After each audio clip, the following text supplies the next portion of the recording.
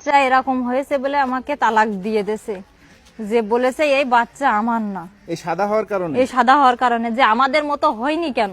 তাহলে এই প্রশ্নের উত্তর কে দিতে পারবে ভাই? কছে কি বাচ্চা আমাদের মতো হয়নি কেন, সাদা কেন, আমাদের মতো হয়নি কেন, তাই বলে আমাকে তালাক দিয়ে দিয়েছে। বলিল যে ৮০,০০০ টাকা কাবিল নামায় দেওয়া ছিল, ৭০,০০০ টাকা দিয়েছে, তাও বলতেছে যে কি কয় ১ টাকাও না দেওয়া উচিত, দেবো না, এরকম বলতেছে। তারপরে ৭০,০০০ টাকা মানে ই করে তাই সবাই থেকেছে। এবার ৭০,০০০ টাকা দিয়েছে, আর সাদা একটা কাগজে লিখে দিয়েছে যে ১৫০০ টাকা করে এই বাচ্চার খরচ দেবে।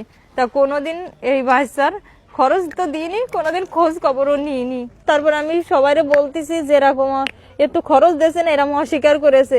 তখন আমার ভাবিরই বলার সাথে, আমার ভাবির সাথে আলোচনা করে আমার ভাবি নিয়ে তা ওই জায়গায় গিয়েছিল, যে বাচ্চাটা তো কথা বলার মতো হয়েছে, বড় হয়েছে, তাহলে দেখি বা আব্বু বলে যদি ডাক দেয়